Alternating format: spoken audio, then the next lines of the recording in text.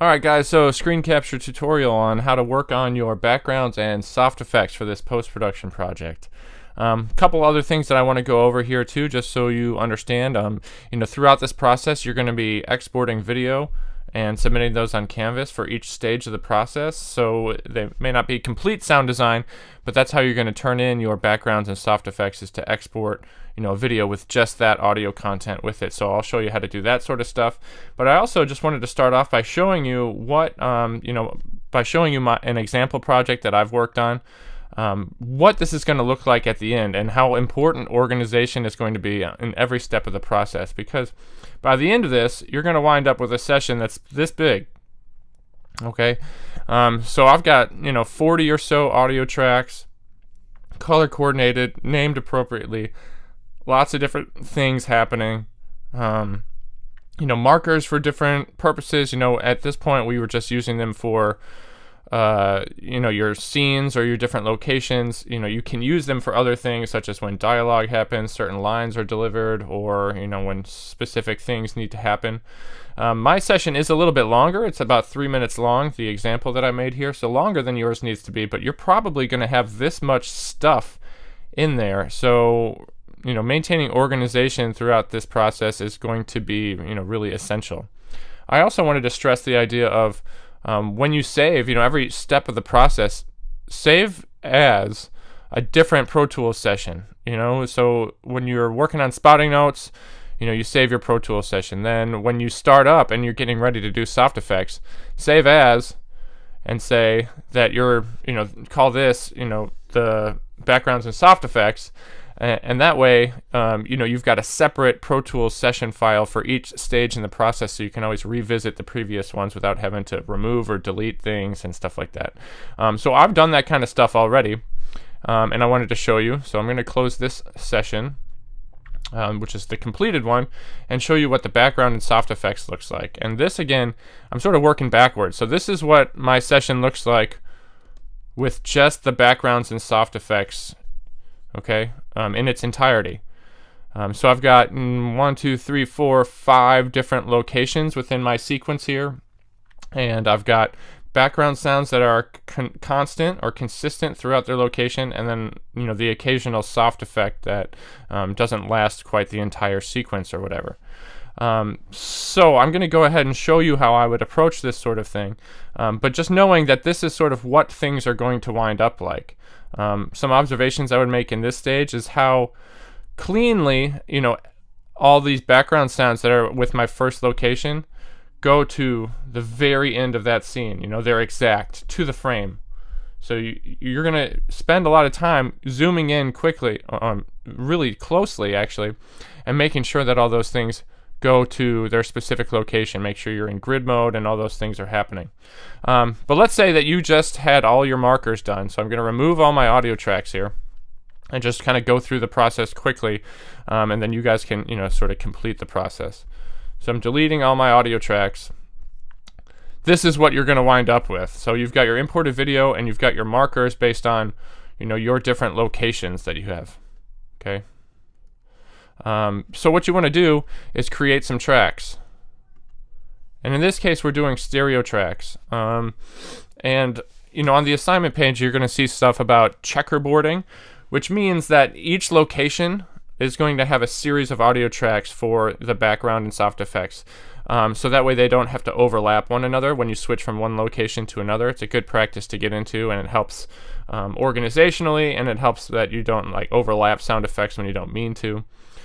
So that means I want to have 8 layers potentially of sounds for each location. Now that's the expectation, is that you find that many. You might wind up mixing some very low. Some of them may not be used at all, but the idea is to find at least 8 layers of sounds that make sense for each environment or location that you're in. So if we're going to checkerboard that amount of material, I need 16 stereo audio tracks. Okay, and I'm also going to have a single stereo master fader, if you haven't already done this. Okay, so they fit on the screen nicely. The next thing to do is to go through and label all these things. So backgrounds 1, right? Next. backgrounds 2, next. Go through that process and label all those things appropriately. I'm not going to show you here, but get through that process. And then what I like to do is to change the color on these things. So I'm going to make a selection of the first 8. So holding shift to select through those first 8 and double click on the track color. And let's go with this purple. Okay. And then what I like to do is to keep it the next 8 in the same color like group, but make it a little bit darker. So you can sort of differentiate between the two, but you know that all of these, anything purple is going to be backgrounds, right? So that's the way that I like to go about that. Now, when you look at and review your spotting notes, you're going to be collecting, making notes and collecting all the different sounds that potentially make sense for those areas. And then you're going to go searching for those on the internet, and you're going to be importing them, right? So you can drag and drop in here, or you can import. But if you import the long way, import audio this way, Pro Tools is going to give you 2 options. It's going to say, do you want to import that audio onto a new audio track, or do you want to import it into your clip list? And this area on the right hand side, if I click this arrow with the line next to it in the bottom right, it's going to expand this area, and this is my clip list. Alright, so I usually find that this is the best way to go about things for these post-production projects, because you have so much material. You don't want a new track for every single piece of material. You just want to have access to that material and put it on the tracks that are appropriate. Okay, so if you import into your clip list, then you'll be able to find those kind of things. I'm looking down here for, let's see, for creaky floors, right? Something like that. Or maybe I'm looking for wind. Here's my wind. So I'm going to start creating these layers. Wind in there.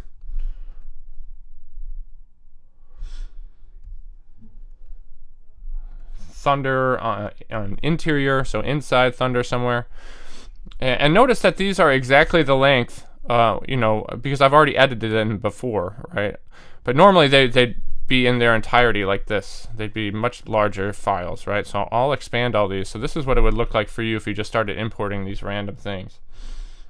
Let's get a couple more just to even this out. So how about gusty metal wall hanging? Let's put that in there. Okay, so they're different lengths, obviously. So you're going to wind up with 8 or so of these for each scene, but you want it to be exact to that marker, right? So what you need to do is select these things and then hold shift to select another and another, and keep holding shift, and then you're going to be able to move all of them and trim all of them at once. And then you want to zoom in really nice and tight, and then again holding shift and then doing the trim so it goes right to the end. Alright, and you might find something like here on this bottom one in this audio track number 3, there's a little bit of a sound right at the end there. So I might want to move that just that one track over so I can trim out that particular sound, because that might be abrupt, right? And then go back to the beginning and expand a little at the beginning. So that might help me eliminate some issues. The other important thing is that you don't want to just, like, we want to import the things that we want and put them in place where they need to be. But we also, we want to make sure that we're mixing these things as we go along, so we can save ourselves some time. You don't want to have to do all the mixing way at the end, right? So I'm going to bring up my video and minimize that. But so I've got it. Now if I just started mixing using the volume level here, this changes my track volume. So if I have multiple scenes or locations with material on it on these sharing these tracks, it's going to affect the volume everywhere. So what you want to do is change not the track volume but the clip volume. And I'm going to expand these 3 tracks here so you can see that, holding shift and option while they're selected, and they'll all sort of expand a little bit. So when mixing these things, like let's listen from the beginning. Got that one soloed.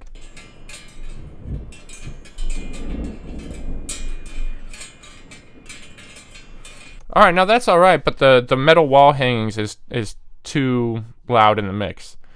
So I'm going to bring those down with this little volume fader on the clip itself. This is called clip gain.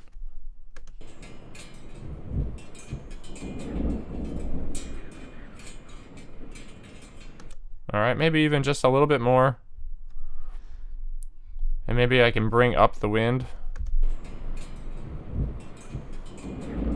So my goal here is to just get all of the sounds that I've imported for any one location in a good volume balance with each other, in regards to each other, and then also in regards to the next sequence, right? The next location. So you want to make sure that there's a consistent and appropriate dynamics there based on what you're seeing. Okay. And then if you notice, like one of the things that I had here, I've got these background effects that are consistent through the whole thing, but I also had a wolf howling, and this is a soft effect, right? Because we don't actually see a wolf in that sequence at all. But let's listen what it sounds like when we add a wolf.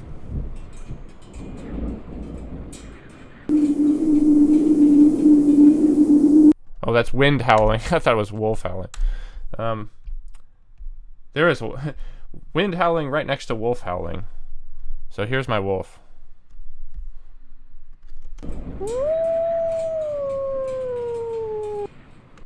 So that just sort of gives you that little sense of dread, right? Like a little bit of like creepiness added to it. And what I need to do is, if it's not gonna fit, maybe this is one of those things that sort of bleeds over into the next sequence. That could be kind of cool.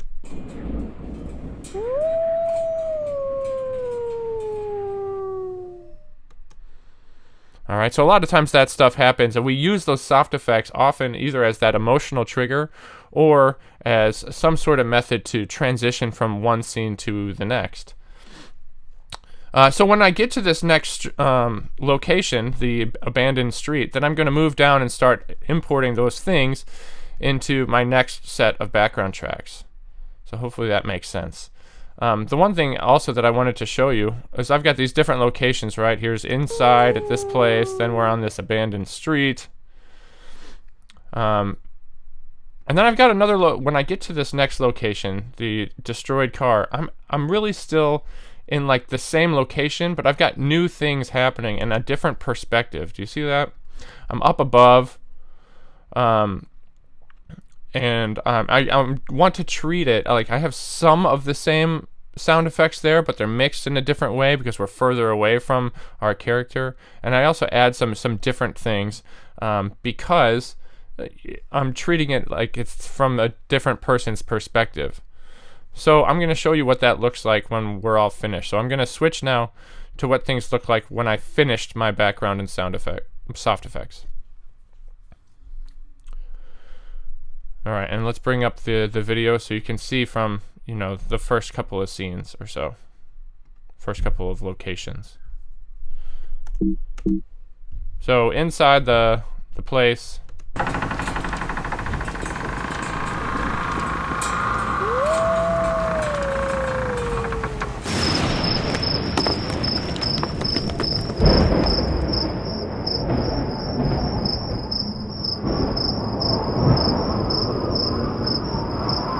Watch.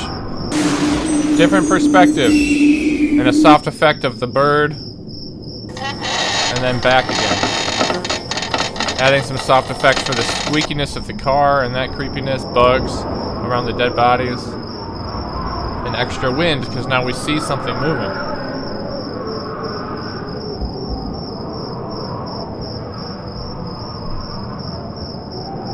Okay, notice that I didn't have an actual sound effect for the paper yet. We're trying not to do sound effects for, things that match the visual action, right? We're just doing those background sounds that we would expect to be in those environments, and we're just doing maybe some of those emotional cues with those soft effects.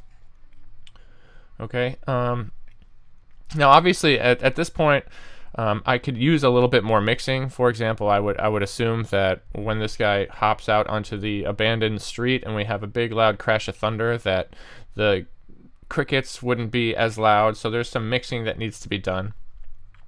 The other thing that I would do at this point is create a group. So I've got all these backgrounds, select them all, and Command G to make a group, and then call this backgrounds.